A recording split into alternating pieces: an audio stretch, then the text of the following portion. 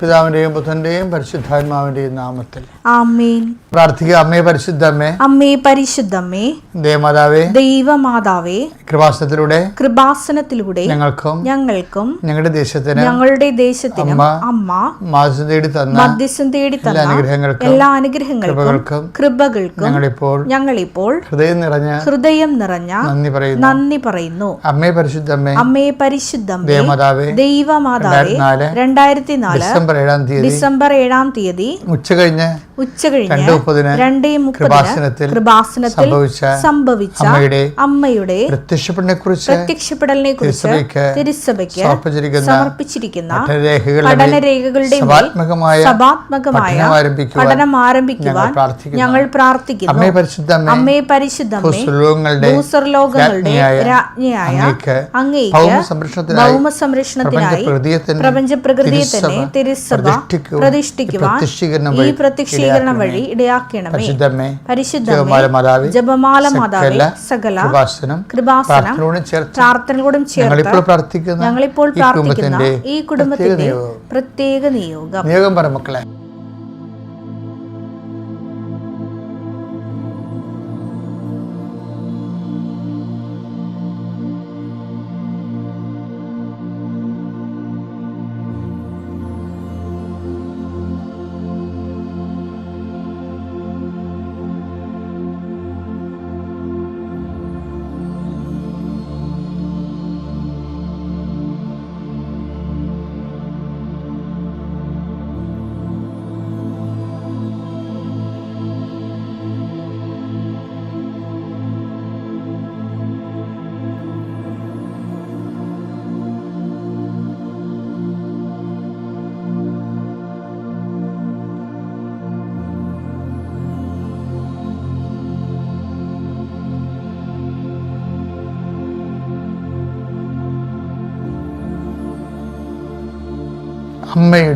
അമ്മയുടെ പ്രത്യക്ഷീകരണത്തിന്റെ ഈ അനുഗ്രഹവേളയിൽ ഞങ്ങൾക്ക് സാധിച്ചു തരുവാൻ കനിയണമേ. ആമേൻ. വിശ്വാസ പ്രമാണം. സർവശക്തനായ പിതാവും ആകാശത്തിന്റെയും ഭൂമിയുടെയും സൃഷ്ടാവുമായ ദൈവത്തിൽ ഞാൻ വിശ്വസിക്കുന്നു.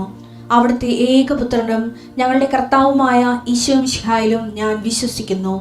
ഈ പുത്രൻ പരിശുദ്ധാത്മാവിനാൽ ഗർഭസ്ഥനായി കന്യകാമറിയത്തിൽ നിന്ന് പിറന്ന് പൊന്തിയോസ് പീലാത്തോസിന്റെ കാലത്ത് പീഡകൾ സഹിച്ച് കുരിശിൽ തറയ്ക്കപ്പെട്ട് മരിച്ച് അടക്കപ്പെട്ട് പാതാളങ്ങളിൽ ഇറങ്ങി മരിച്ചവരുടെ ഇടയിൽ നിന്ന് 3-ാം നാൾ ഉയർത്ത് സ്വർഗത്തിലേക്ക് എഴുന്നള്ളി സർവശക്തിയുള്ള പിതാവായ ദൈവത്തിന്റെ വലതുഭാഗത്തിരിക്കുന്നു. അവിടെ നിന്ന് ജീവിക്കുന്നവരെയും മരിച്ചവരെയും വിധിക്കുവാൻ വരുമെന്നും ഞാൻ വിശ്വസിക്കുന്നു. പരിശുദ്ധാത്മാവിലും ഞാൻ വിശ്വസിക്കുന്നു. വിശുദ്ധ കത്തോലിക്കാ സഭയിലും പുണ്യവാന്മാരുടെ ഐക്യത്തിലും പാപങ്ങളുടെ മോചനത്തിലും ശരീരത്തിന്റെ ഉയർപ്പിലും നിത്യമായ ജീവിതത്തിലും ഞാൻ വിശ്വസിക്കുന്നു. ആമേൻ. സ്വർഗ്ഗസ്ഥനായ ഞങ്ങളുടെ പിതാവേ, അങ്ങയുടെ നാമം പൂജിതമാകണമേ. അങ്ങയുടെ രാജ്യം വരണമേ.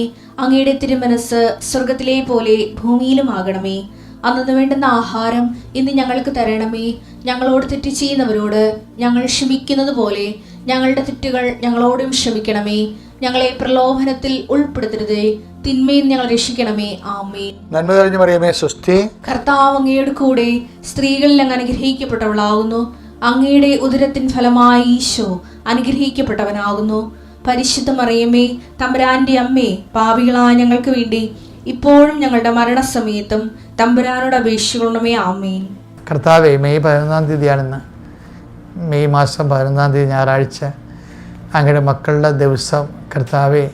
കർത്താവിൻ്റെ ദിവസം പരിശുദ്ധമായി ആചരിക്കണമെന്ന് പറഞ്ഞതിൻ്റെ അതേ ഭയത്തോടും ഭവ്യതയോടും കൂടി അങ്ങയുടെ ദിവസത്തെ ആചരിക്കാൻ അങ്ങയുടെ മക്കളെ സഹായിക്കണമേ ഈശോയെ. കർത്താവെ, ദൈവപൈതന്മാർ ഈ ഭൂമി ജീവിക്കണ പോലെ മാതൃകയായിട്ട് ജീവിക്കാൻ ഞായറാഴ്ച എങ്ങനെയാണ് ഉപയോഗിക്കുക? പണ്ട് പരസ്നേഹ പ്രവൃത്തികളും ഭക്തകൃത്യങ്ങളും പരസ്നേഹ പ്രവൃത്തികളും ദൈവവചനം കേട്ടും വചനം ജീവിതത്തെ പ്രാവർത്തികമാക്കാൻ ശ്രമിച്ചും അങ്ങനെ ദൈവത്തിൻ്റെ മക്കളെപ്പോലും ഞായറാഴ്ച ജീവിക്കാൻ സഹായിക്കണം പ്രാർത്ഥിക്കുന്നു. കർത്താവ്, ഞങ്ങളുടെ കുടുംബത്തിൽ ഞായറാഴ്ചയാണ് എല്ലാ പാപങ്ങളും ചെയ്ത് കൂട്ടുന്ന ദിവസം, കർത്താവിൻ്റെ ദിവസം. അപ്പം അങ്ങനെ പ്രാക്കപ്പെട്ട കുടുംബത്തെ പ്രാക്കപ്പെട്ടതാക്കിയിട്ടുള്ള ആൾക്കാരുണ്ട്. വെള്ളമടിക്കുന്നതും കൂട്ടുകമ്പനി കൂടുന്നതും കുപ്പിക്കൂട്ടങ്ങൾ കൂടുന്നതും അതുപോലെ തന്നെ പങ്കുവെച്ച് കുടിക്കണതും എല്ലാ വൃത്തികേടുകളും ചെയ്യുന്ന ഞായറാഴ്ചയാണ്. അപ്പം അങ്ങനെ നാശം പിടിച്ചൊരു കുടുംബത്തിലേക്ക് വരുന്ന ഒരവസ്ഥ വരുന്നതാണ്. ആ കുടുംബത്തിൽ ജീവിക്കുന്ന വിശുദ്ധാത്മാക്കളുണ്ട്. അവരിതൊന്നും കണ്ടും കേട്ടും കാണത്തില്ല. പക്ഷേ എല്ലാ പാപികളും അവർ കുടുംബത്തിൽ ഒറ്റപ്പെടുത്തുന്നുണ്ട്. അവർ ഒറ്റയ്ക്ക് നിന്ന് ഭരിക്കുകയാണ്. പിന്നെ വീട്ടിൽ നിന്നെങ്ങാനും പോകാമെന്നൊക്കെ വിചാരിച്ച് നിൽക്കുന്നവരുമുണ്ട്. എന്നാലും നീ അവിടെ നിൽക്കണം, കുറച്ച് നിൽക്കണത്രയും കാലം നീ നിന്ന് അതിനു വേണ്ടി പ്രാർത്ഥിച്ച് ആ കുടുംബത്തെ പൈശാചിക സ്വാധീനത്തിൽ നിന്ന് ഒഴിവാക്കാൻ ദൈവം തൻ്റെ ദൂതനെപ്പോലെ നിന്നെ ആ കുടുംബത്തേക്ക് വിട്ടിരിക്കണമെന്നൊരു ബോധം നിനക്കുണ്ടാവണം. എൻ്റെ കർത്താവിൻ്റെ ഉന്നതമായ നാമത്തിൽ ഇന്ന് ഏതെങ്കിലും പ്രത്യേകമായ കുടുംബദൗത്യത്തിനായി പോകുന്നവരെ, ജീവിത ദൗത്യത്തിനായി പോകുന്നവരെ കർത്താവിൻ്റെ നാമത്തിൽ ആശീർവദിക്കപ്പെടട്ടെ എന്ന് പ്രാർത്ഥിക്കുന്നു. നാളെ തിങ്കളാഴ്ച കൊടുക്കാമെന്ന് പറഞ്ഞവരുണ്ട്, അതുപോലെ തന്നെ ചെയ്യാമെന്ന് പറഞ്ഞവരുണ്ട്. ഇങ്ങനെ കുറേ വാക്കുകൾ നമ്മൾ കൊടുത്തിട്ടുണ്ട്. അതിനൊക്കെ പരക്കം പാഞ്ഞ് പരിവേശപ്പെട്ട് നടക്കുന്ന വ്യക്തികളുണ്ട്. അവരെ എല്ലാം സന്ധിക്ക് സമാധാനപ്പെടുത്തുകയും ചെയ്യട്ടെ. നിൻ്റെ വലത്തും ഇടത്തും വീട്ടിലും വഴിയിലും ജലത്തിലും കരയിലും മുകളിലും ഹൃദയത്തിലും കർത്താവിൻ്റെ ചൈതന്യം വർഷിക്കട്ടെ. നിനക്ക് പ്രാർത്ഥന മങ്ങിപ്പോയവരെ, പ്രാർത്ഥന തളർന്നു പോയവരെ, പ്രാർത്ഥിക്കാൻ പറ്റാതിരിക്കുന്നവരെ, പ്രാർത്ഥിച്ചിട്ട് അതിൽ വിശ്വാസത്തിൽ പ്രാർത്ഥിക്കാൻ പറ്റാത്തവർ അവരെല്ലാം സന്ധിച്ച് പ്രാർത്ഥിക്കുന്നു. അവിടെയെല്ലാം കർത്താവിൻ്റെ കൃപ ചൊരിയട്ടെ. കർത്താവെ, രോഗികൾ, പീഡിതർ, ആശുപത്രിയിൽ അഡ്മിറ്റായിട്ടുള്ളവർ, വീട്ടിൽ തന്നെ കിടപ്പ് രോഗികളായിട്ടുള്ളത് കാരണം തന്നെ ബൈസ്റ്റാൻഡർമാരെ പോലെ അവർക്ക് വീട്ടുമായിട്ടുള്ള മറ്റുള്ളവർക്ക് ഒരു പരിപാടിക്കും ഓരോരുത്തരും പോകാൻ പറ്റാത്ത, ഇങ്ങനെ കാണാത്ത കയറി കെട്ടിയിരിക്കുന്ന കുടുംബങ്ങൾ.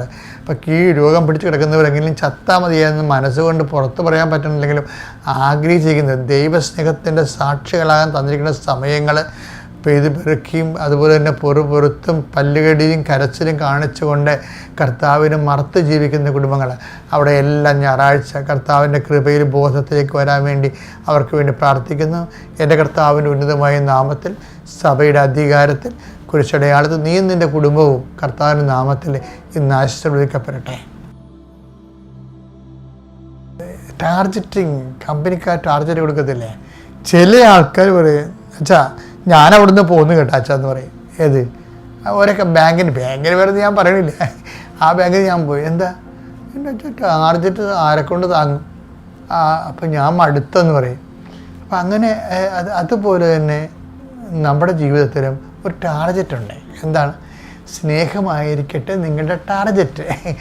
അതെന്ന് വെച്ച് കഴിഞ്ഞാൽ നമ്മുടെ ഓരോ വിഷയത്തിൻ്റെ മേലും ദയവൈതൽ ഇപ്പം നമുക്ക് വെറുപ്പ് തോന്നും. അപ്പോൾ അവർ നമ്മൾ ന്യായമായിട്ടൊക്കെ പെരുമാറി സന്തോഷമായിട്ടൊക്കെ അവർക്ക് വേണ്ട സഹായങ്ങളൊക്കെ ചെയ്ത് കൊടുത്തെങ്കിലും നമുക്കൊരവസരം വന്നപ്പോൾ ഒരു പട്ടിയും തിരിഞ്ഞു നോക്കില്ലെന്ന് പറയത്തില്ലേ? അപ്പോൾ അവർക്ക് വെറുപ്പ് തോന്നും. അപ്പോൾ കർത്താവിൻ്റെ വചനം എന്ന് പറയും, വെറുപ്പായിരിക്കട്ടെ നിങ്ങളുടെ ലക്ഷ്യമൊന്നുമല്ല, സ്നേഹമായിരിക്കട്ടെ നിങ്ങളുടെ ടാർജറ്റ്. അപ്പോൾ എങ്ങനെ എല്ലായിടത്തും സ്നേഹത്തിന് ടാർജറ്റായി കഴിഞ്ഞാൽ ഉണ്ടല്ലോ, നിങ്ങൾ എക്വിപ്ഡാവും, ആംഡാവും, നിങ്ങളുടെ പ്രതിരോധ ശക്തി വർദ്ധിക്കും.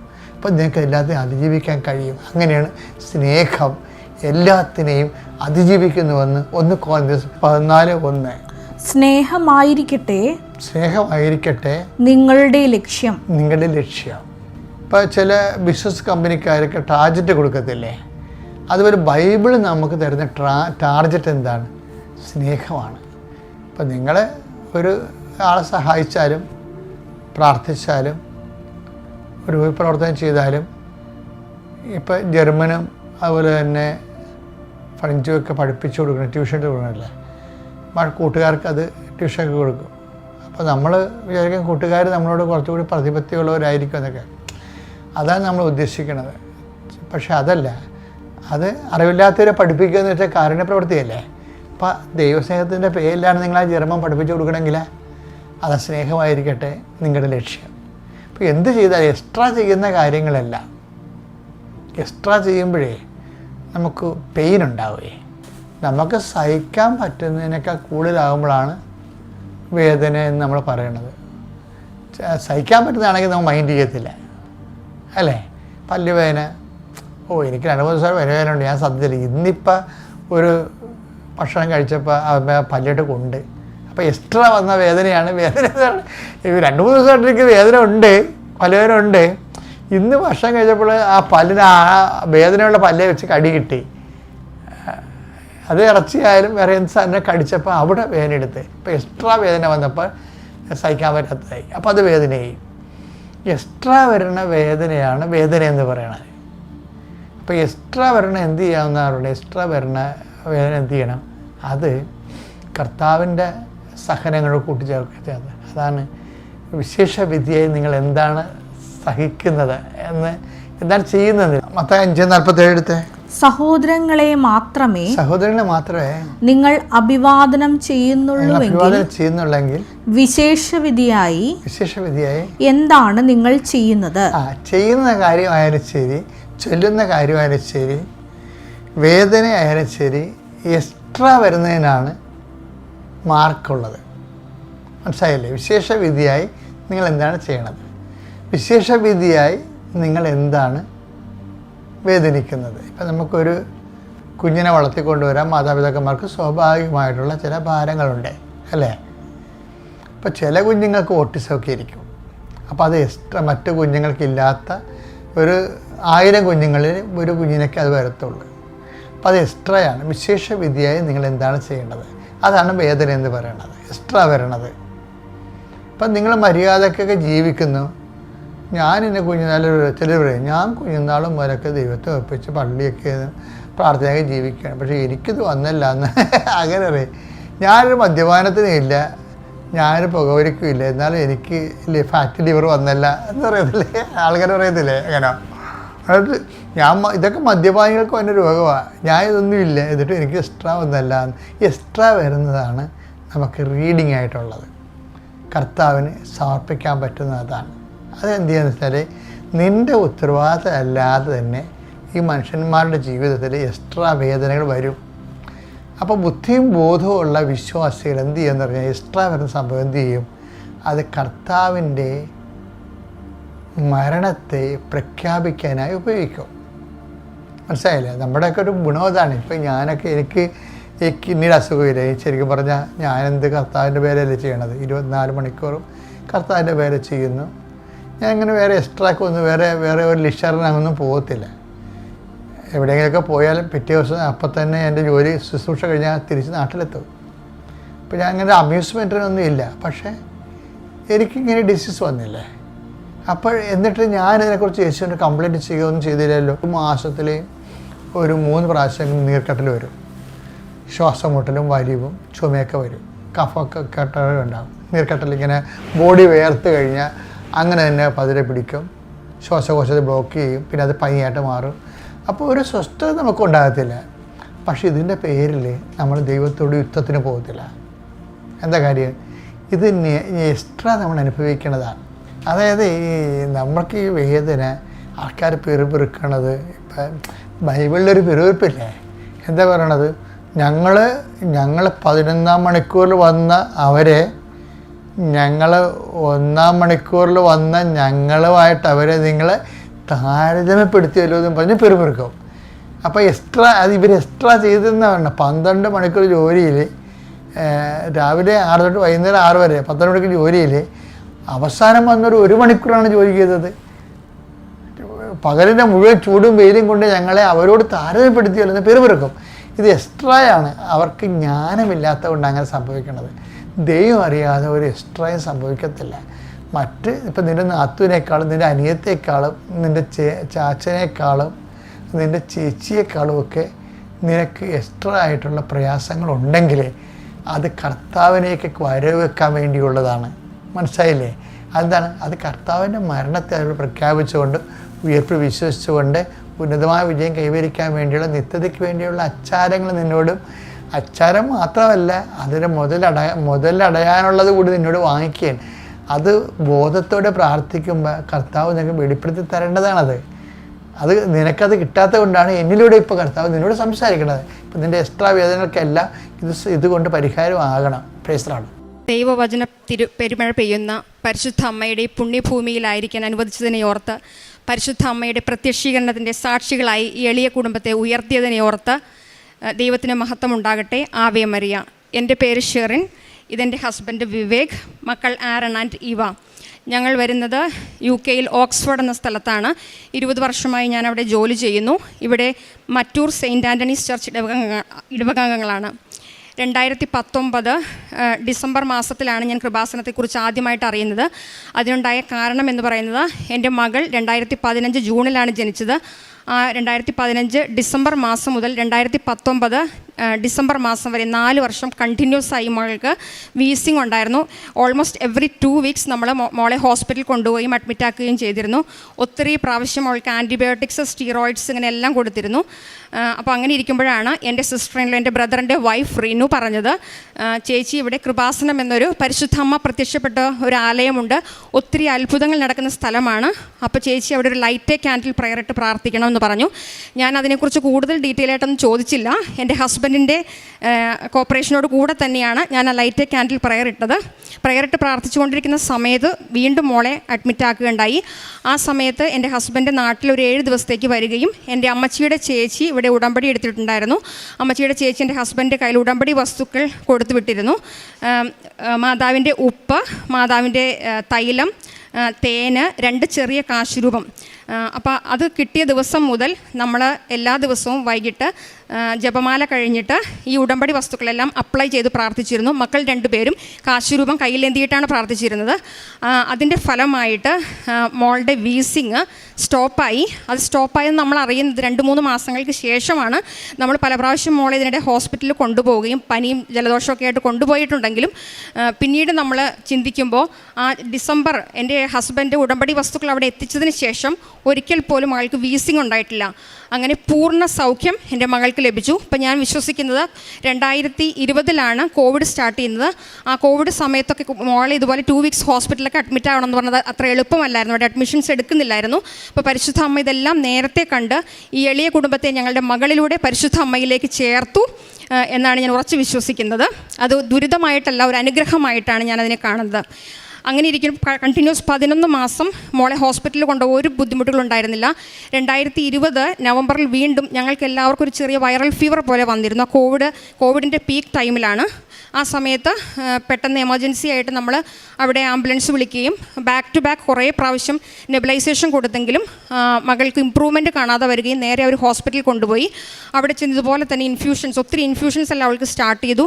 എത്ര നെബുലൈസേഷൻ കൊടുത്തിട്ടും അവൾക്ക് ഇമ്പ്രൂവ്മെൻറ്റ് കാണാത്തത് കൊണ്ട് ഹൈ ഡിപ്പെൻഡൻസി യൂണിറ്റിലേക്ക് മാറ്റണം എന്നുള്ളൊരു തീരുമാനം വന്നു. എനിക്ക് പെട്ടെന്ന് കേട്ട് കഴിഞ്ഞപ്പോൾ ഞാൻ മാത്രമേ ഉണ്ടായിരുന്നുള്ളൂ. എനിക്ക് ഇവിടെ നിന്ന് ഭൂമിയിൽ നിന്ന് താന്നു പോണ ഒരു വിഷമമാണ് എനിക്കുണ്ടായിരുന്നത്. ഞാനൊരു നേഴ്സായതുകൊണ്ട് ഈ ലങ്സ് ക്ലിയർ ആകാതെ വന്നാലും ഹൈ ഡിപ്പെൻഡൻസി പോയാലും ഉണ്ടാകാവുന്ന കോംപ്ലിക്കേഷൻസിനെ കുറിച്ച് എനിക്ക് നന്നായിട്ട് അറിയാം. അപ്പം ഞാൻ എന്താ പെട്ടെന്ന് ചെയ്തതെന്ന് ചോദിച്ചു കഴിഞ്ഞാൽ, എൻ്റെ മകളെ നേഴ്സിനെ ഏൽപ്പിച്ചിട്ട് ഞാൻ ബാത്റൂമിൽ പോയി 2 കൈ വിരിച്ച് മുട്ടുകുത്തി നിന്ന് പരിശുദ്ധ അമ്മയോട് പറഞ്ഞു, ഞാൻ വീട്ടിൽ നിന്ന് എൻ്റെ മകളെ കൊണ്ടുവന്ന അതുപോലെ തന്നെ എനിക്ക് എൻ്റെ മോളെ തിരിച്ചു കൊണ്ടുപോകണം. എൻ്റെ മക്കൾക്കിടയിൽ 2 മിസ്കാരേജസ് ഉണ്ടായിരുന്നു. ഈ 4ാമത് മോളുണ്ടാകുന്നത് പരിശുദ്ധ അമ്മയുടെയും ഈശോയുടെയും മാത്രം പ്രവർത്തനം കൊണ്ടുകൊണ്ട്, അതുകൊണ്ട് എനിക്ക് തിരിച്ചു കൊണ്ടുപോകണമെന്ന് പറഞ്ഞു. ഞാൻ പറഞ്ഞതിന് ശേഷം നന്നായി പൊട്ടിക്കരഞ്ഞു. അപ്പോൾ എനിക്ക് പെട്ടെന്ന് എൻ്റെ നെഞ്ചിൽ നിന്നൊരു കല്ലെടുത്ത് മാറ്റിയ ഒരു എന്താ പറയണത്, ഒരു ലൈറ്റ് വെയ്റ്റനിങ് ആണ് എനിക്ക് അനുഭവപ്പെട്ടത്. ഞാൻ പുറത്ത് വന്ന് അവരോട് ഞാൻ ചോദിച്ചു, കുറച്ച് സമയം കൂടെ ഒന്ന് മോണിറ്റർ ചെയ്യാൻ പറ്റുമോ എന്ന് ചോദിച്ചു. കാരണം എൻ്റെ മനസ്സിൽ പരിശുദ്ധ അമ്മേൻ്റെ മോളെ തൊട്ട് സുഖപ്പെടുത്തും, ഹൈ ഡിപ്പെൻഡൻസി യൂണിറ്റിലേക്ക് മാറ്റേണ്ടി വരില്ല എന്നൊരു വിശ്വാസം എനിക്കുണ്ടായിരുന്നു. അങ്ങനെ അങ്ങനെ ചെയ്യാമെന്ന് പറഞ്ഞ് കുറച്ച് സമയത്തിന് ശേഷം നോക്കുമ്പോൾ ചെറിയൊരു ഇമ്പ്രൂവ്മെൻറ്റ് കണ്ടു തുടങ്ങി. അങ്ങനെ വാർഡിലേക്ക് അവളെ ഓക്സിജൻ വെച്ച് എല്ലാ ഇൻഫ്യൂഷൻസോട് കൂടെ തന്നെയാണ് അവളെ മാറ്റിയത്. അങ്ങനെ ആ ഒരു രാത്രി മുഴുവൻ എൻ്റെ ഹസ്ബൻഡ് അവിടെ ഉടമ്പടി വസ്തുക്കൾ എനിക്ക് എത്തിച്ചു തന്നു. അദ്ദേഹത്തിന് കാണാൻ പറ്റില്ലായിരുന്നു. ഞാൻ അതുപോലെ തന്നെ അവരോടും പറഞ്ഞിരുന്നു, മെഡിസിൻ ഒന്നും ചെയ്യാൻ സാധിക്കില്ല, അതുകൊണ്ട് എൻ്റെ ഹസ്ബൻഡും മകനോടും കുഞ്ഞു ഇതുപോലെ തന്നെ തിരിച്ചു വരണമെന്നുണ്ടെങ്കിൽ മുട്ടുകുത്തി പ്രാർത്ഥിച്ചോ, അത് മാത്രമേ റക്ഷയുള്ളൂ എന്ന് ഞാൻ അവരോട് പറഞ്ഞിരുന്നു. എൻ്റെ മകൻ അത് കേട്ടപ്പോൾ ഭയങ്കര വിഷമായി. അന്ന് മോൾക്ക് 4 വയസ്സും മോന് 10 വയസ്സേ ഉണ്ടായിരുന്നുള്ളൂ.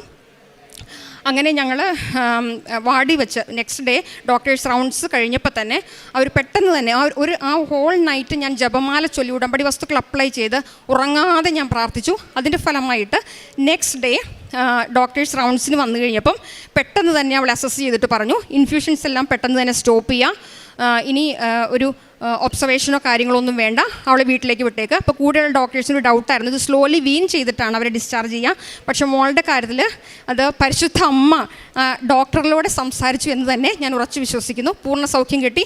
പിന്നീട് ഒരിക്കലും ഇന്ന് മോൾക്ക് ഈ കഴിഞ്ഞ ജൂൺ വന്നപ്പം 10 വയസ്സായി, ഒരിക്കലും അവൾക്ക് വീസിങ് എന്നൊരു ഇഷ്യൂ വന്നിട്ടില്ല. നമുക്കങ്ങനെ ഹോസ്പിറ്റലൈസ്ഡ് ആവേണ്ട കാര്യങ്ങളൊന്നും വന്നിട്ടില്ല.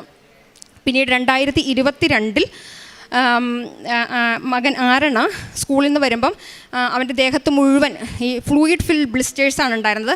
ഈ ചിക്കൻ പോക്സ് വരണ പോലെ അത് വന്നിരുന്നത്. പക്ഷേ മോന് ചിക്കൻ പോക്സ് നേരത്തെ വന്നിരുന്നതുകൊണ്ട് മങ്കി പോക്സ് ആണോ എന്നൊരു ഡൗട്ട് ഉണ്ടായിരുന്നു, അലർജിക് റിയാക്ഷൻ ആണോ എന്നൊരു ഡൗട്ട് ഉണ്ടായിരുന്നു. അപ്പോൾ അങ്ങനെ വന്നു കഴിഞ്ഞപ്പം ഡോക്ടേഴ്സ് അവനൊരു സ്റ്റിറോയിഡ് ഓയിൻമെൻറ്റും പിന്നെ അലർജിയുടെ മെഡിക്കേഷനും കൊടുത്തു. 2 ദിവസം അത് കൊടുത്തിട്ടും ഇമ്പ്രൂവ്മെൻ്റ് ഒന്നും കാണാതായി.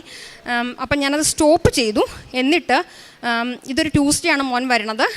ഞാൻ സാറ്റർഡേ ഈ ട്യൂസ്ഡേ വെനസ്ഡേ കൊടുത്തിട്ട് തേഴ്സ്ഡേ ഫ്രൈഡേ സാറ്റർഡേ ഈ 3 ദിവസങ്ങളിൽ ഞാൻ എൻ്റെ മകനെ ചെയ്തത്. എൻ്റെ കയ്യിൽ ആകെ ഉണ്ടായിരുന്നത് ആ മാതാവിൻ്റെ ഉപ്പ് മാത്രമാണ്. അത് രാത്രിയൊക്കെ വെളുപ്പിന് 2 മണിക്ക് 3 മണിക്കൊക്കെ ഒരു ബക്കറ്റിൽ അത് നിറച്ചിട്ട് വെള്ളം നിറച്ച് ഉപ്പിട്ടിട്ട് ഞാനും എൻ്റെ മകനും കൂടെ വിശ്വാസ പ്രമാണം ഉറക്കെ ചൊല്ലും. സ്വർഗസ്ഥനായ നന്മ നിറഞ്ഞു പറയും. ആ മാതാവിൻ്റെ കാശുരൂപ എൻ്റെ മകൻ്റെ കഴുത്തിലുണ്ടായിരുന്നു. അങ്ങനെ ചെയ്തതിൻ്റെ ഫലമായിട്ട് ഞായറാഴ്ചയായി കഴിഞ്ഞപ്പോഴേക്കും ഞാൻ ഒന്നുകൂടെ ഓൺലൈൻ ഉടമ്പടി, എൻ്റെ ഹസ്ബൻഡ് തന്നെയാണ് ഇതെല്ലാം എന്നെ ഹെൽപ്പ് ചെയ്യുന്നത്, ഞാൻ ഒന്നുകൂടി ഓൺലൈൻ ഉടമ്പടി പുതുക്കി. അതിൻ്റെ ഫലമായിട്ട് ഈ ബ്ലിസ്റ്റേഴ്സ് ഇത് കണ്ടവരെല്ലാം പറഞ്ഞ് കുറേയൊക്കെ ചൊറിഞ്ഞ് മാന്തി പൊടിച്ചിട്ടുണ്ടായിരുന്നു. കണ്ടവരെല്ലാം പറഞ്ഞ് ഈ പാടുകളെല്ലാം കുറേ നാളത്തേക്ക് അവശേഷിക്കും. പക്ഷേ മാതാവ് തൊട്ടപ്പോൾ, മാതാവ് സൗഖ്യപ്പെട്ടപ്പോൾ ആ പൊട്ടിയ ഒരു പാട് പോലും ഇല്ലാതെ കംപ്ലീറ്റ് ബ്ലിസ്റ്റേഴ്സ് 4ാമത്തെ ദിവസം കംപ്ലീറ്റ് ആയിട്ട് താഴ്ന്നു പോയി. Ave Maria. പിന്നീട് എനിക്ക് പറയാനുള്ളത്, എൻ്റെ ഹസ്ബൻഡിന് 2024 ജാനുവരി മുതൽ തമ്പ് നെയിലിൽ ഒരു പേർപ്പിൾ ലൈൻ കണ്ടിട്ടുണ്ടായിരുന്നു. അപ്പം കഴിഞ്ഞ വർഷം തന്നെ ജൂൺ മാസം ഡോക്ടറെ കാണിക്കുകയും അവർ പെട്ടെന്ന് തന്നെ ഒരു 2 വീക്സ് ഡെർമറ്റോളജി ക്യാൻസർ ക്ലിനിക്കിലേക്ക് റെഫർ ചെയ്യുകയും ചെയ്തു. അപ്പോൾ അതൊരു സ്കിൻ ക്യാൻസറിൻ്റെ ഭാഗമായിട്ടാണ്. അപ്പോൾ അവർ നമുക്ക് തന്ന ലെറ്ററിൽ അവർ പറഞ്ഞിട്ടുണ്ടായിരുന്നു 2 വീക്സിലെ അപ്പോയിൻമെൻറ്റിൽ ബയോപ്സി എടുക്കും, അല്ലെങ്കിൽ നെയിൽ റിമൂവ് ചെയ്യണമെന്ന് സാധ്യതയുണ്ടെന്ന് പറഞ്ഞിട്ടുണ്ടായിരുന്നു. അപ്പോൾ ആ ദിവസങ്ങളിൽ ഇത് പറഞ്ഞത് 4 ദിവസം ഞാൻ രാവിലെ തൊട്ട് രാത്രി വരെ പരിശുദ്ധ അമ്മയോട് സംസാരിച്ചു കൊണ്ടിരുന്നു. കൃപാസനത്തിലെ ഉടമ്പടി ബഹുമാനപ്പെട്ട VP ജോസഫ് അച്ഛൻ്റെ ഉടമ്പടി ധ്യാനങ്ങൾ, സാക്ഷ്യങ്ങൾ, ബൈബിൾ വായന, വിശുദ്ധ കുർബാന, ഇതൊന്നും മുടക്കാതെ ഈ 4 ദിവസം കണ്ടിന്യൂസ് ആയിട്ട് എൻ്റെ വീട്ടിൽ ഇത് മുഴങ്ങിക്കൊണ്ടിരിക്കുകയായിരുന്നു, ഉച്ചത്തിൽ മുഴങ്ങിക്കൊണ്ടിരിക്കുകയായിരുന്നു. അപ്പം ആ ഒരു സമയത്ത് എനിക്കൊരു മനസ്സിലൊരു ഉറപ്പ് വന്നു, ഞാനും എൻ്റെ ഹസ്ബൻഡും എൻ്റെ മക്കളും കൂടെ ഇവിടെ നിന്ന് പരിശുദ്ധ അമ്മയുടെ പ്രത്യക്ഷീകരണത്തിൻ്റെ സാക്ഷ്യം, എൻ്റെ ഹസ്ബൻഡിന് സൗഖ്യം കിട്ടിയൊരു സാക്ഷ്യം പറയുമെന്ന് എൻ്റെ മനസ്സിലിങ്ങനെ ഒരു തോന്നൽ വന്നു. ഞങ്ങൾ 2 വീക്സ് റെഫറലിന് ചെന്ന് കഴിഞ്ഞപ്പം അവർ അസസ്മെൻറ്റിന് എൻ്റെ ഹസ്ബൻഡിനെ റൂമിലേക്ക് കയറ്റിയ സമയത്ത് ഞാൻ ഡോക്ടേഴ്സ് ഇരുന്ന് അവിടെ ഉടമ്പടി ഉപ്പ് വിതറി പ്രാർത്ഥിച്ചു.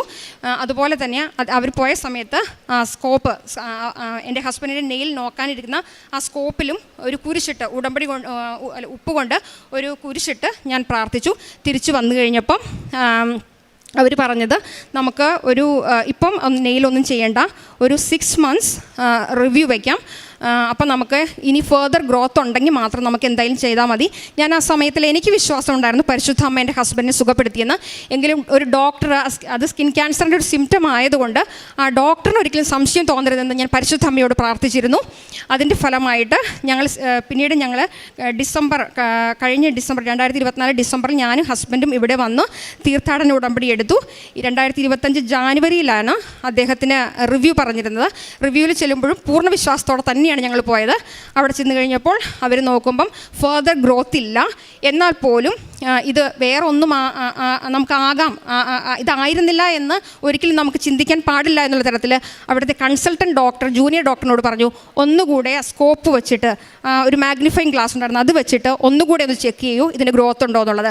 അപ്പം അവിടെയും പരിശുദ്ധ അമ്മ, ഞങ്ങൾ ആ ദിവസങ്ങളിൽ ചെയ്തിരുന്നത് ഉപ്പ് മാത്രമേ ഉണ്ടായിരുന്നു, ഉടമ്പടി ഒരു മാതാവിൻ്റെ ഉപ്പ് മാത്രമേ ഉണ്ടായിരുന്നുള്ളൂ. ആ ഉപ്പ് എൻ്റെ ഹസ്ബൻഡിൻ്റെ നെയിലിൽ ഒരു ടിഷ്യൂ പേപ്പറിൽ നനച്ച് വെച്ചിട്ട് വൈകിട്ട് എല്ലാ ദിവസവും പ്രാർത്ഥന കഴിഞ്ഞിട്ട് ആ 6 months ഞങ്ങൾ ഇത് തന്നെയാണ് പ്രാർത്ഥിച്ചുകൊണ്ടിരുന്നത്. അങ്ങനെ എൻ്റെ ഹസ്ബൻഡിനും പൂർണ്ണ സൗഖ്യം കിട്ടി. പിന്നീട് എനിക്ക് പറയാനുള്ളത് എൻ്റെ കാര്യമാണ്. ഞാൻ 13 വയസ്സിലാണ് എനിക്ക് ആദ്യമായിട്ട് പീരിയഡ്സ് ആവുന്നത്. ഞാൻ ആ ഒരു സമയം തൊട്ട് ഞാൻ അറിയാതെ പോയ കാര്യം എന്ന് പറയുന്നത്, എനിക്ക് ഇറഗുലർ പീരിയഡ്സ് ആയിരുന്നു, PCOD ഉണ്ടായിരുന്നു. അപ്പം ചിലപ്പോൾ 3 മാസമൊക്കെ കൂടുമ്പോഴാണ് ഉണ്ടായിരുന്നത്. ഞാൻ ഈ കൃപാസനത്തിലേക്ക് കടന്നു വന്ന് 2019, 20, 21 ആ ഒരു സമയങ്ങളിൽ ഞാൻ മറ്റുള്ളവർക്കെല്ലാം വേണ്ടി പ്രാർത്ഥിച്ചിരുന്നു. ആ സമയത്ത് ഞാൻ എനിക്ക് വേണ്ടി എന്താ പ്രാർത്ഥിക്കേണ്ടതെന്ന് ആലോചിച്ച് കഴിഞ്ഞപ്പം ഇതുകൊണ്ട് ഈ പ്രിമെൻസ്ട്രൽ സിംറ്റംസ് എന്ന് പറഞ്ഞു കഴിഞ്ഞാൽ എനിക്ക് ഒത്തിരി ആൻസൈറ്റി, ഡിപ്രഷൻ, അങ്ങനെയുള്ള കാര്യങ്ങൾ വരുമ്പം ഒരു 3 ദിവസം മുമ്പേ തൊട്ട് എനിക്ക് ഭയങ്കര ഇറിറ്റേഷൻ. അപ്പം ഞാൻ എന്താ ചെയ്യാമെന്ന് വെച്ച് കഴിഞ്ഞാൽ, ഹസ്ബൻഡ് എന്തെങ്കിലും അല്ലെങ്കിൽ മക്കൾ എന്തെങ്കിലും പറയുമ്പോൾ പെട്ടെന്നുള്ള ഇറിറ്റേഷൻ കൊണ്ട് ഞാൻ എൻ്റെ കയ്യിലിരിക്കുന്ന പാത്രം പെട്ടെന്ന് തന്നെ താഴേക്കിടും, അല്ലെങ്കിൽ മൊബൈൽ, ഞാൻ എല്ലാ സാധനങ്ങളും വളരെ സൂക്ഷിച്ച് ഉപയോഗിക്കുന്ന ഒരാളാണ്. പക്ഷേ ആ ഒരു സമയം എൻ്റെ കൺട്രോൾ, എനിക്ക് ഒരിക്കലും കൺട്രോൾ കയ്യിൽ നിന്ന് കിട്ടില്ല.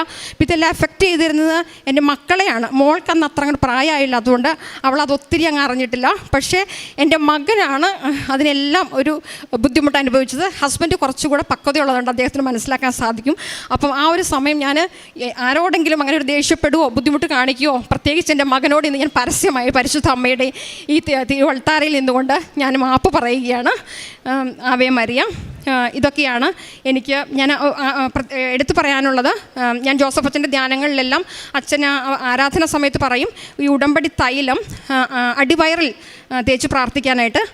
അങ്ങനെയാണ് ഞാൻ പ്രാർത്ഥിച്ചുകൊണ്ടിരുന്നത്, ഒരു കുടുംബ സമാധാനത്തിന് വേണ്ടി. ഞാൻ വളർന്നു വരുന്ന മക്കൾക്ക് ഇനി എന്നെ കൊണ്ടൊരു റോൾ മോഡൽ ആകാൻ കഴിഞ്ഞില്ലെങ്കിലും അവർക്കൊരു ദുർമാതൃകയാവാതെ പോകാൻ ഉണ്ടാകാൻ വേണ്ടിയിട്ട് അതിന് വേണ്ടിയിട്ടാണ് ഞാൻ പ്രാർത്ഥിച്ചിരുന്നത്. അതിൽ നിന്ന് പൂർണ്ണ സൗഖ്യം കിട്ടി. എനിക്ക് റെഗുലറായിട്ട് പീരിയഡ്സ് ആകും. ആക്ച്വലി ഞാൻ ഇതിൻ്റെ ഡേറ്റ്സ് വരെ ഇപ്പം മറന്നു പോകാറുണ്ട്. അപ്പം അതൊരു വലിയ അനുഗ്രഹമാണ് എനിക്ക് കിട്ടിയത്. പിന്നെ കാരുണ്യ പ്രവർത്തികൾ, പ്രേക്ഷിത പ്രവർത്തനങ്ങളെന്ന് പറഞ്ഞാൽ, ഞാൻ കഴിഞ്ഞ പ്രാവശ്യം ഇവിടെ വന്നു കഴിഞ്ഞപ്പം കൃപാസനത്തിൻ്റെ പത്രം മേടിച്ചു കൊണ്ടായിരുന്നു. അതെല്ലാം ഞാൻ പ്രാർത്ഥിച്ച് ആണ് ഓരോ വീടുകളിൽ കൊണ്ടുപോയി കൊടുക്കുകയാണ് ചെയ്തത്. പിന്നെ ഞാൻ ചിലരോട് ഞാൻ ചോദിച്ചിട്ടുണ്ട് ഓക്കെയാണോ കൊടുക്കുന്നത്. കാരണം ഞാൻ അവരെന്തുകൊണ്ടാണെന്ന് ചോദിച്ചു കഴിഞ്ഞാൽ അവരോട് ഞാൻ പ്രത്യേകിച്ച് പറയുന്നൊരു കാര്യം, ഞാൻ കൃപാസന പത്രമല്ല ഞാൻ തരുന്നത്, ഞാൻ മാതാവിനെയാണ് നിങ്ങൾക്ക് കൈമാറുന്നത്. അതുകൊണ്ട് നിങ്ങൾ ഭിന്നിലിടില്ല എന്നുള്ളൊരു ഉറപ്പ്, മാതാവിന് ഭിന്നിലിടില്ല എന്നൊരു ഉറപ്പ് എനിക്ക് വേണം എന്നുള്ളത് പറയാറുണ്ട്. പിന്നെ ഈ ഇവിടെ വന്ന് പോയതിന് ശേഷം എൻ്റെ ഹസ്ബൻഡ് ഓടി നടന്ന് എല്ലാവരും ഹെൽപ്പ് ചെയ്യുന്ന ഒരാളാണ്. എനിക്കതിന് ഒത്തിരി സഹായിക്കാൻ പറ്റാറില്ല. അദ്ദേഹം ഞങ്ങൾക്ക് വളരെ കുറച്ച് സമയം കിട്ടുന്നുള്ളെങ്കിലും അദ്ദേഹം ആർക്കെങ്കിലും വീട് വേണമെങ്കിലോ അക്കോമഡേഷൻ വേണമെങ്കിലോ അല്ലെങ്കിൽ ജോലി വേണമെങ്കിലോ വണ്ടി വേണമെങ്കിലോ ഒക്കെ ഞങ്ങളുടെ ഒരു ചുരുങ്ങിയ സമയം കിട്ടുന്ന ആ സമയത്തും അദ്ദേഹം അതിന് വേണ്ടി പോകുന്ന ഒരാളായിരുന്നു. അപ്പോൾ ഞാൻ അതിന് വേണ്ടിയിട്ടൊക്കെ ഒത്തിരി ഞാൻ വഴക്കുണ്ടാക്കിയിട്ടുണ്ട്. ഇന്ന് എനിക്കത് വിഷമമില്ല. ഇന്ന് മാതാവിന് വേണ്ടിയിട്ട്, ഈശോയ്ക്ക് വേണ്ടിയിട്ട് അദ്ദേഹം എത്ര വേണമെങ്കിലും, നമ്മുടെ സമയം അതിന് ഒരു പ്രശ്നമേ അല്ല, പൊക്കോട്ടെ. പിന്നെ അങ്ങനെയാണ് ഞാൻ ആഗ്രഹിക്കുന്നത്. ഇനി മുമ്പോട്ട് അദ്ദേഹത്തിന് ആരോഗ്യം ഉണ്ടാകട്ടെ. പിന്നീട് ഞാനിങ്ങനെ അവിടെ നിന്ന് പള്ളിയിലിരുന്ന് പ്രാർത്ഥിച്ചു, എന്താ എനിക്ക് ചെയ്യാൻ പറ്റുക. അപ്പം അവിടുത്തെ എമർജൻസി ഫുഡ് ബോക്സിൻ്റെ കാര്യം അച്ഛൻ പറഞ്ഞു. അത് ഒത്തിരി വർഷങ്ങളായിട്ട് അവിടെ ഉണ്ടായിരുന്നതാണ്. പക്ഷെ ഞാൻ ഇവിടെ വന്ന് ഉടമ്പടി എടുത്തതിന് ശേഷമാണ് നമ്മൾക്കത് ചെയ്യാൻ സാധിച്ചത്. പിന്നെ എല്ലാ മാസവും പരിശുദ്ധ അമ്മയായിട്ട് നമ്മളെ ആരെങ്കിലുമൊക്കെ ആയിട്ട് കാണിച്ചു തരും. അപ്പോൾ ഇതുവരെ നമുക്ക് എല്ലാ മാസവും ആരെങ്കിലുമൊക്കെ ആയിട്ട് നമുക്ക് സഹായിക്കാൻ പറ്റിയിട്ടുണ്ട്. പിന്നെ ആത്മീയമായ വളർച്ച എന്ന് പറയുന്നത്, ഞാൻ ഞായറാഴ്ച മാത്രം കുർബാന കണ്ടുകൊണ്ടിരുന്ന ഒരാളാണ്. ഇപ്പോൾ എനിക്ക് എൻ്റെ അവധി ദിവസങ്ങളിലെല്ലാം ഞാൻ വിശുദ്ധ കുർബാനയ്ക്ക് പോകും. എത്ര വയ്യെന്ന് പറഞ്ഞാലും ഞാൻ എങ്ങനെയെങ്കിലും എഴുന്നേറ്റ് ഞാൻ ഡ്രൈവ് ചെയ്തിട്ട് ഞാൻ വിശുദ്ധ കുർബാനയ്ക്ക് പോകും. കുമ്പസാരം ആണ്ടുകുമ്പസാരമാണ് നടത്തിയത്. ഇപ്പോൾ അടുപ്പിച്ചടുപ്പിച്ച് എനിക്ക് കുമ്പസാരിക്കാൻ എനിക്ക് സാധിക്കുന്നു. പിന്നെ ജപമാല ഒരിക്കലും വീട്ടിൽ മുടങ്ങാറില്ല. 7 മണി എന്നുള്ള സമയം ഉണ്ടെങ്കിൽ വീട്ടിൽ ജപമാല എത്തിക്കണമെന്ന് എൻ്റെ ഹസ്ബൻഡ് മക്കളോട് കറക്റ്റായിട്ട് പറഞ്ഞിട്ടുണ്ട്. അപ്പോൾ അത് ഞങ്ങൾ ചെല്ലുന്നുണ്ട്. പിന്നെ ഒരു ആത്മസംയമനമാണ് എനിക്ക്. പെട്ടെന്ന് ഞാൻ ഷോർട്ട് ടെമ്പേർഡ് ആവുന്നൊരു വ്യക്തിയാണ്. അപ്പോൾ അതിനൊക്കെ എനിക്കൊരു ഇൻസൈറ്റ്, ഇവരിപ്പോൾ നിങ്ങളോട് ഇങ്ങനെ സംസാരിക്കും, അവിടെ നിങ്ങൾ കുറച്ച് ആത്മസംയമനത്തോടു കൂടെ പെരുമാറണം എന്നുള്ളൊരു ഇൻസൈറ്റ് എനിക്ക് പരിശുദ്ധ അമ്മ എനിക്ക് തരുന്നുണ്ട്. ഇങ്ങനെയുള്ള മാറ്റങ്ങളാണ് എനിക്ക് വന്നിരിക്കുന്നത്. പിന്നെ ഇന്ന് കൃപാസനം എന്താണെന്ന് ചോദിച്ചാൽ, ഭൗതിക ആവശ്യങ്ങൾക്ക് വേണ്ടിയുള്ള ഒരിടമല്ല എനിക്ക് കൃപാസനം. അത് പറയാൻ കാരണം, എൻ്റെ വീട്ടിൽ രാവിലെ മുതൽ രാത്രി ഞാൻ കിടക്കുന്നത് വരെ കൃപാസനത്തിൻ്റെ ഉടമ്പടി ബഹുമാനപ്പെട്ട VP ജോസഫ് അച്ഛൻ്റെ ഉടമ്പടി ധ്യാനങ്ങൾ, ഉടമ്പടി സാക്ഷ്യങ്ങൾ, ജോമോൾ സിസ്റ്ററുടെ ലിവിങ് ഓറക്കിൾസ്, അതൊക്കെ ഞാൻ വെയിറ്റ് ചെയ്തിരുന്നാണ് എല്ലാ സൺഡേയ്സും കാണുന്നത്. അനുഗ്രഹ പ്രാർത്ഥന, ഇതെല്ലാം ഞാൻ കൂടുന്നുണ്ട്. ഇതെല്ലാം കൂടി കഴിയുമ്പോൾ എനിക്ക് മനസ്സിലാകുന്നത്, കൃപാസനം ഇന്ന് എനിക്ക് എൻ്റെ ഈ കൃപാസനത്തിൽ ബഹുമാനപ്പെട്ട VP ജോസഫ് അച്ഛൻ്റെ ഉടമ്പടി ധ്യാനങ്ങൾ എൻ്റെ ആത്മാവിന് ഭക്ഷണമാണെങ്കിൽ, ഇവിടുത്തെ സാക്ഷ്യങ്ങൾ എനിക്ക് ആത്മാവിൻ്റെ പാനീയമാണ്. പിന്നെ ഈശോ അരുളി ചെയ്യുന്നത്, ഞാൻ മുന്തിരിച്ചെടിയും നിങ്ങൾ ശാഖകളുമാണെന്നാണ്. അപ്പം ഇന്ന് കൃപാസനത്തെക്കുറിച്ച് എനിക്ക് പറയുമ്പം എൻ്റെ ഒരു ഉള്ളിൽ നിന്ന് എനിക്ക് പറയാൻ സാധിക്കുന്നത്, ഏറ്റവും നല്ല ഫലം പുറപ്പെടുവിക്കുന്ന ശാഖകളാകാൻ ഇന്ന് ദൈവം നമുക്ക് നൽകിയിരിക്കുന്ന ഏറ്റവും വലിയ പദ്ധതിയാണ് ഉടമ്പടി എന്ന് പറയുന്നത്. പിന്നെ I love Jesus, I love holy Mary. അതുകൊണ്ടാണ് ഞാൻ ഇന്ന് ഉടമ്പടിയിലായിരിക്കുന്നത്. ഇത്രയും അനുഗ്രഹങ്ങൾ ഞങ്ങൾക്ക് തന്ന പരിശുദ്ധ അമ്മയ്ക്കും ഈശോയ്ക്കും ഒരുപാട് നന്ദി. Thank you. എൻ്റെ പേര് വിവേക്. ഞങ്ങളുടെ കുടുംബത്തിന് തന്ന എല്ലാ അനുഗ്രഹങ്ങൾക്കും ഞാൻ മാതാവിനോട് നന്ദി പറയുന്നു. എൻ്റെ പ്രാർത്ഥനയിലും എന്നും എപ്പോഴും ഓർക്കുന്നതാണ് മാതാവിനെയാണ്. എല്ലാ അനുഗ്രഹങ്ങളും തന്ന മാതാവിന് ഒരിക്കലും കൂടി നന്ദി പറയും. 1 സാമുവേൽ 12:14.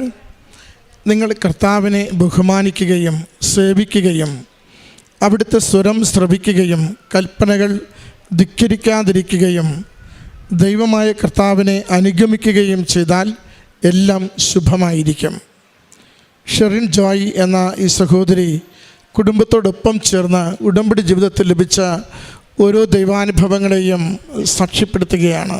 പ്രത്യേകിച്ച് മകനുടെ വാക്കുകൾ ഓരോന്ന് കേട്ടുകൊണ്ടിരിക്കുമ്പോഴും നമ്മളെ സ്പർശിക്കുന്നത് എത്ര കണ്ട് അമ്മ മാതാവ് കുടുംബത്തെ സ്വാധീനിക്കുന്നു, അമ്മ മാതാവ് കുടുംബത്തിൻ്റെ ഓരോ കാര്യത്തെയും ക്രമപ്പെടുത്തുന്നു, അമ്മ മാതാവ് എത്ര വലിയ സമാധാനവും പ്രത്യാശയും കുടുംബത്തിന് കൈമാറുന്നു എന്ന സന്ദേശമാണ്.